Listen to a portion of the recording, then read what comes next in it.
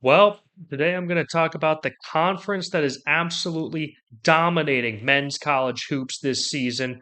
Not quite as much as the SEC was last year, but pretty close, and that's the Big 12.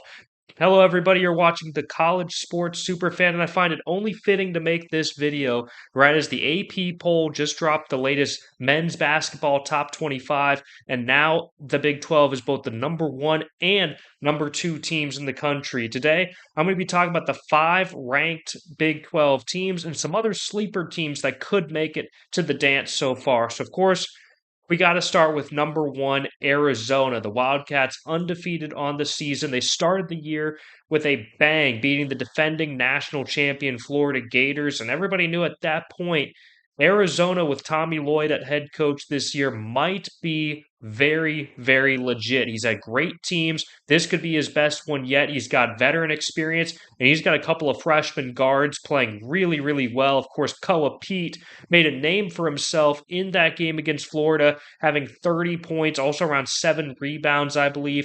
But lately, it's been their other big freshman guard, Braden Berries. He has been absolutely fantastic. Let's just get into some of his numbers real quick.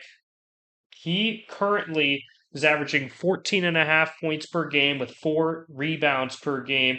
And lately, he's been playing extremely well. He's coming off of a recent game against Kansas State where he had 28 points and 9 rebounds. Right before that, on the road game against Utah, had 17 points and 11 rebounds. So this kid, while he didn't play his greatest game against TCU on the road, he has been getting better and better as the season has been going on. But of course, they've got other several great veterans. Jaden Bradley, who's a senior guard. He started his career at Alabama, but he's been at Arizona the last 3 years. You got Tobe Awaka, who's another senior on this team. You've got a great center, and I hope I'm pronouncing this name right. I could be pronouncing it wrong, so bear with me. But Motias Frivas has been a fantastic big man. Let's just get into some of his stats. He's got 11.3 points per game and 8 rebounds per game. Definitely a huge step up from his sophomore season, where he had around 8 points per game and 4.5 rebounds. And then also defensively, he's averaging close to 2 blocks per game. So a massive boost from Krivas. He seems to be improving drastically every year from his freshman year to sophomore year to now junior year. So this team really coming together, got a great mix of young guys and veterans making big plays. And you look at the schedule coming up for Arizona. They got a home game, the Territorial Cup against their arch rival Arizona State this Wednesday, and then a bit of a trap game on the road against UCF. We'll get a little bit more into the Knights coming up, but Arizona, they look very good. And late in the season, they will host the next team I will talk about, number two, Iowa State. This is the home finale for Arizona. It's their second to last regular season game, and it's happening on March 2nd. And could you imagine, for just a second, just imagine how crazy it would be if Arizona and Iowa State are still undefeated by that point? I highly doubt it. It is possible, but I highly doubt those two are still, in this tough of a league, are still going to be that undefeated. But if they are, oh my gosh. Well, like we've heard of the game of the century in football. That literally could be the game of the century in basketball if they both stay undefeated.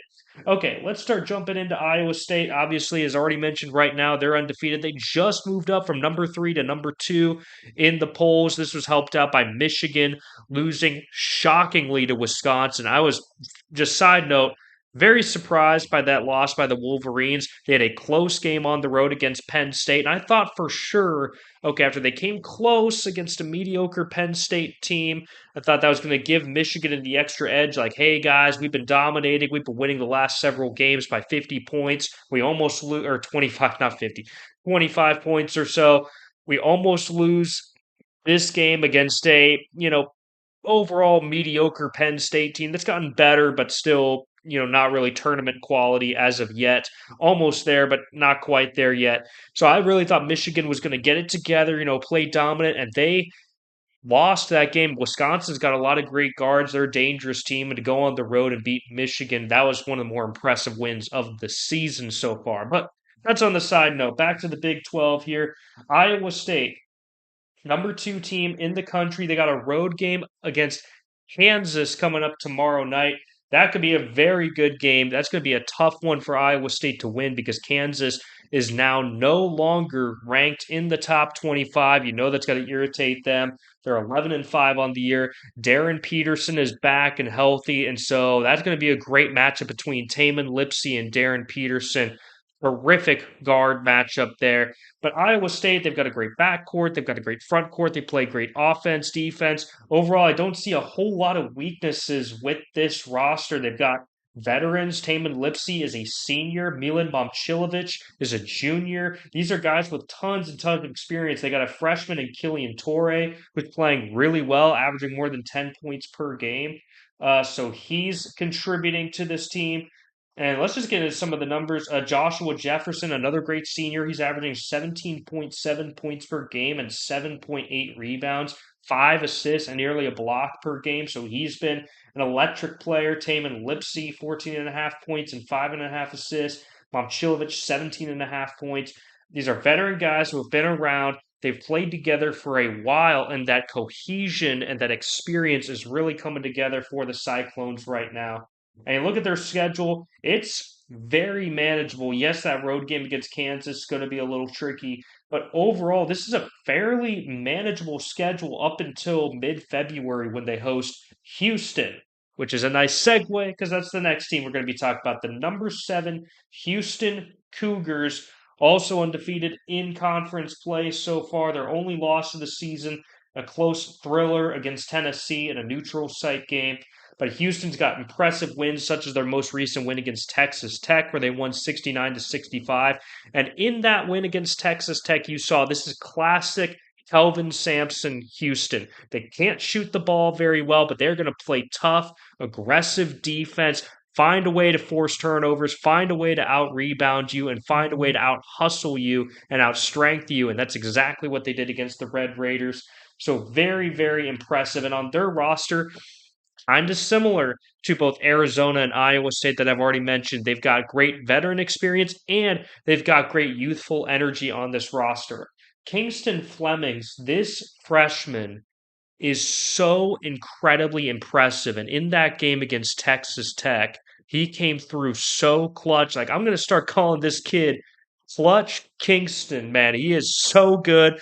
He made a big time 3-pointer, big time 2-point jumper. He knocked down the free throws. This kid is phenomenal. He's averaging close to 16 points per game, also 5 assists per game.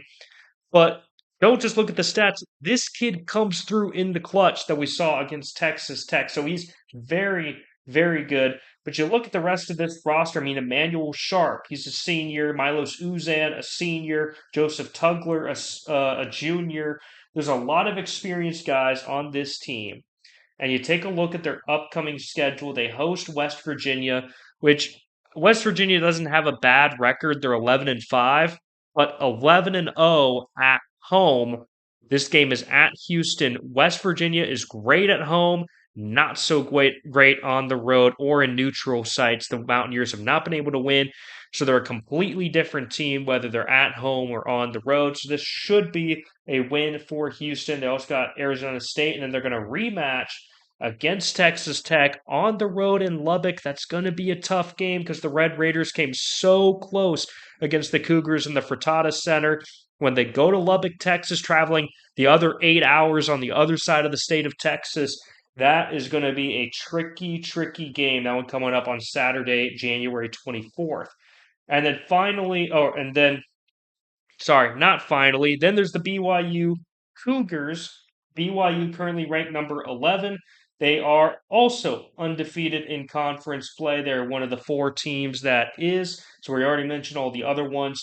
BYU is coming off of a very surprisingly close game against Utah, and the Cougars have had some surprisingly close ones all season long, but they've managed to win the majority of them. Their only loss on the season is a 2-point loss against UConn in Boston. The Huskies still a great team with a championship mentality. But BYU is finding ways to win, and again, similar theme. Youth plus the experience. Of course, AJ DeBonsa, you can't talk about this roster without talking about the current projected number 2 overall pick, but he could be number 1. It's a very close race right now between him and Darren Peterson, and then even Cameron Boozer with Duke behind them at number 3. But AJ DeBonsa, 23 points per game, 7 rebounds per game. Oh, and he's also got about 4 assists and half a block per game, too. He has been electric. And against UConn, he had 25 points with 6 rebounds. Let's see, he's had some great performances against some other teams. Clemson, 28 points, 9 rebounds, 6 assists. I mean, these are not bad teams right here. He has put together some really special performances. He, of course, had a triple double against Eastern Washington, 33 points, 10 rebounds, and 10 assists. So, and even against Utah, he was double teamed constantly throughout that game, still put up 20 points, 6 rebounds, and 4 assists. His teammate Richie Saunders really came through in that game. And Saunders, he's a senior. Robert Wright, he's a key player on this team. He's a sophomore, 17 points per game, 5.5 assists per game. He's really taking another step forward. That was a great transfer portal pickup from Baylor. Richie Saunders, 19 points per game, nearly 5 rebounds per game. Of course, the senior's having his best season. And then you've got another senior in Keba Keita, who's been a great rebounding player. 8 rebounds per game, 7 points per game, also nearly 2 blocks per game. So he's been a force defensively. So you look at this team, they've got some good depth, great veterans, really good defensively. And you look at the schedule coming up for BYU, they're going to host a tenacious TCU team, and they go on the road against Texas Tech. And for the Red Raiders, nice segue into talking about them.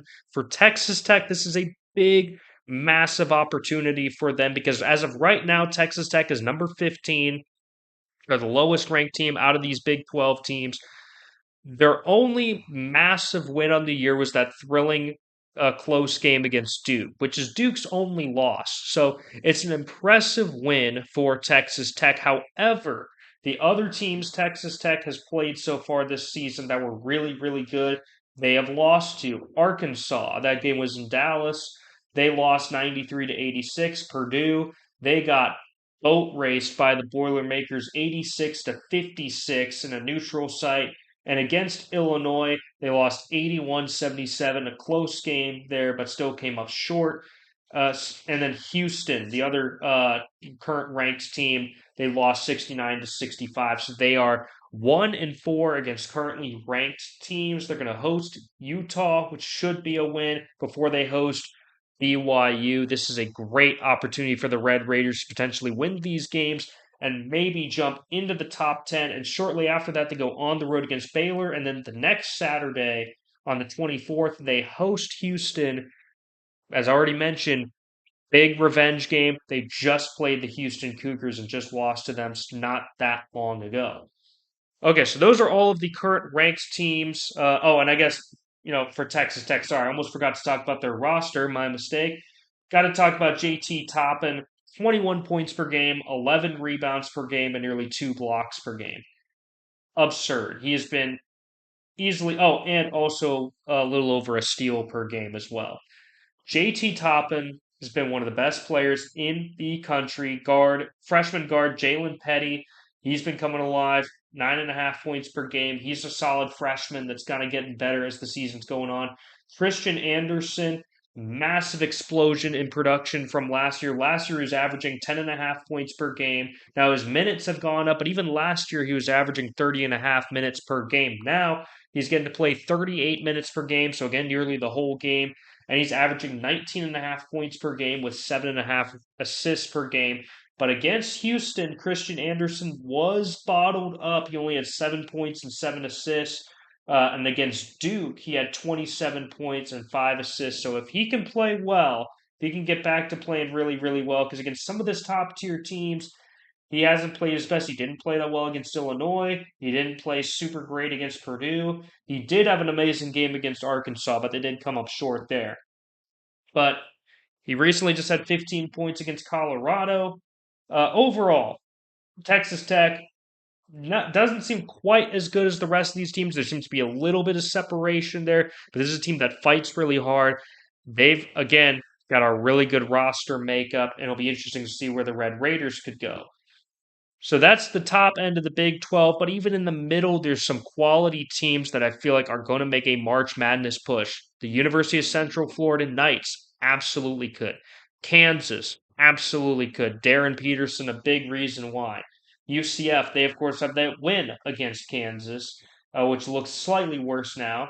Uh, but they've had a good season. They held their own and ultimately lost to Vanderbilt early in the year. They beat Texas A&M though.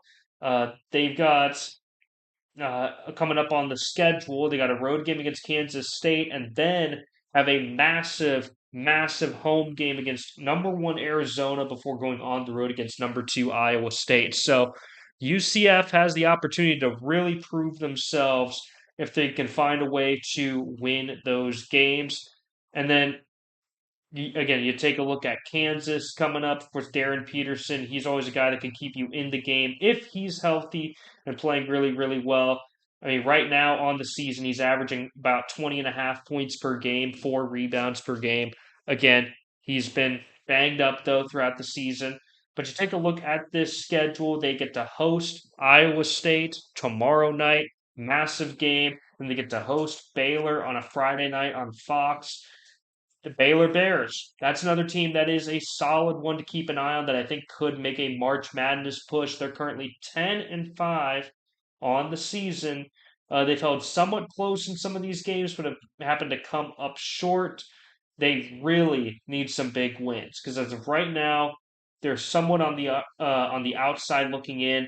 They also, coming into conference play, have 3 straight conference losses, losing to TCU, Iowa State, and Houston. So that not a great start to conference play. Tomorrow night they're on the road against Oklahoma State, who's another team that's kind of on the bubble. But Oklahoma State, I'm just going to say, has not played a super tough schedule, and they don't have any wins over any currently ranked teams. Their best win is probably against Texas A&M. But you look at their schedule, and it's very weak. Their non-conference schedule has to be one of the weakest non-conference schedules. Maybe their best win is against UCF. So their best win is either Texas A&M or UCF, but their non-conference schedule was weak for Oklahoma State. So I currently think Oklahoma State is going to miss the tournament, me personally. TCU, another really interesting team. The Horned Frogs have a win against Florida, and they only lost to Michigan by 4 points, so that is important to keep in mind. And they do have a win against Wisconsin, who just pulled off that insane upset. But they also have a loss in overtime against Notre Dame. That's not really ideal since Notre Dame's kind of mediocre. They, of course, choked and lost that overtime game against Kansas. Unbelievably choked. Don't even know how they lost. And then, of course, they lost to Arizona. Relatively competitive. They're then going to go on the road against BYU. It's going to be tricky. Very late night, middle of the week game. But they've got their opportunities. They have to take care of some things against the teams that they can beat. But if I was to look at this conference right now, obviously the 5 ranked teams, I think for sure, are making it to March Madness. Beyond that, though, I feel very good about Kansas making it. I feel pretty good about UCF making it. And I do think they will get at least one more team in, either TCU or Baylor. Those are the other teams that I probably feel the best about. West Virginia, I was tempted to mention them, but they play so bad on the road. Completely different team when it comes to being at home versus being on the road. So there you guys have it. This ended up being a bit of a longer one, but the Big 12, when it comes to men's basketball, is incredible this season. I'm not sure it's quite as good as the SEC was last year. Obviously, the SEC Men's Basketball League set the record for most teams sent to March Madness. But this conference this year, very, very good at the top, pretty good in the middle as well. The bottom, not quite as good. But this is a very deep conference with a lot of great players. I think the Big 12 is going to be very, very exciting coming down the stretch. Thank you guys so much for watching the College Sports Superfan. Let me know which teams you think from the Big 12 Conference are going to end up making it to March Madness in the comments below and which teams you are rooting for. Thank you all so much for watching, and I can't wait to see you all in the next one.